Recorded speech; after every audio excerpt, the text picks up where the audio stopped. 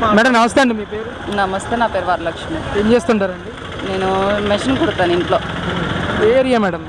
పెద్దగండియాడ. Madam మన రాష్ట్రానికి ఎవరు గెలిస్తే బాగుంటుంది అంటారు?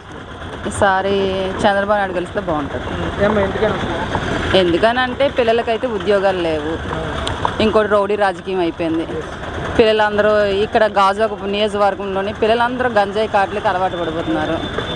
ఇందువల్ల మేబీ ఈసారి చంద్రబాబు నాయుడు వస్తే మంచిది అనుకుంటున్నాం. అవునా, ఇప్పటికే విశాఖపట్నం ప్రాంతం పోర్టులో కూడా 25,000 కేజీల డ్రగ్స్ లభ్యం అవడం కానీ, విశాఖపట్నం ఒక డ్రగ్స్కి అడ్డాగా మారిపోయిందనే ప్రచారం కూడా పెద్ద ఎత్తున సాగుతుంది. ఈ ప్రాంతానికి సంబంధించిన మహిళగా ఎలా చూస్తారమ్మా? ఎలా చూస్తాను, ఇప్పుడు గంజాయి అనేది దొరుకుతుంది, పోలీసులకే దొరుకుతుంది. అది మళ్ళీ ఎలాగా కాల్చడం గట్రా అలాంటి గట్రా ఏమీ ఉండదు. మళ్ళీ దాన్నే వాళ్ళే మళ్ళీ రివీల్ అమ్మేసుకుంటారు. ఇదే జరుగుతుంది. ఇంకా అలాంటప్పుడు పిల్లలు చదువుకునే పిల్లలందరూ పాడైపోతున్నారు. మెయిన్లోనే అరికడితే ఇవన్నీ రావు కదా. ఎలాంటి పరిస్థితి ఉండేది ఇక్కడ అసలు గంజాయి విషయంలో కానీ? గతంలో ఎప్పుడైనా ఎలాంటి పరిస్థితి లేదు, తెలుగుదేశం ఉండేటప్పుడు ఇలాగంటూ లేరు. పిల్లలు ఎలా పాడైపోలేదు. కొంచెం పోలీసులు కూడా కొంచెం తీసుకునేవారు, ఏదైనా కంప్లైంట్ ఇచ్చినా ఏమైనా సరే. ఇప్పుడు అయితే అలా కాదు, కంప్లైంట్ ఇచ్చిన వరకు అంతంత వరకే తీసుకుంటున్నారు. ఏమైనా ప్రాబ్లం అని కంప్లైంట్ ఇచ్చినా సరే అక్కడికక్కడ ఆపేస్తున్నారు. గెలిస్తే ఎలా న్యాయం జరుగుతుంది?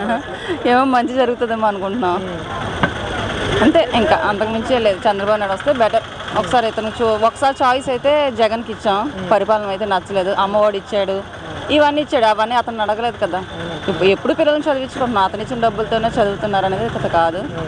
రౌడీ రాజకీయంగా ఉంది, అది మాత్రం నాకు నచ్చలేదు అంతే. రేట్లు ఎలా ఉన్నాయి ఈరోజు? ఏ రేట్లు అంటే మామూలుగా మీరు హౌస్ వైఫ్ కదా? ఎక్కువగా ఉన్నాయి. దిన సౌకర్యాలు మొత్తం రేట్లు పెంచేశారు. మా మీద తీసి మాకే ఇస్తున్నారు కదా. కరెంట్ బిల్లు ఎలా అనిపిస్తుంది? ఎక్కువ వస్తున్నాయి కదా. చంద్రబాబు ఉన్నప్పుడు ఇంత రాలేదు, 200, 300 వచ్చి. ఇప్పుడు నేను హౌస్ వైఫ్గా నాకంటే వాషింగ్ మిషన్ గట్రా ఏమీ లేవు. నాకు మ్యాక్సిమం 800 వస్తుంది కరెంట్ బిల్లు. అసలు మీ ప్రాంతంలో చంద్రబాబు నాయుడు గతంలో సీఎంగా ఉన్నప్పుడు ఎంత మాదిరి అసలు అభివృద్ధి చేశారు? ఇక్కడ ఇప్పుడు పరిస్థితి ఏంటంటారు? పర్వాలేదు, అభివృద్ధి బాగానే ఉంది. మాకు దిన సౌకర్యాలు రోజు మేము కూలి అంటే మధ్యతరగతి కుటుంబం వాళ్ళమే.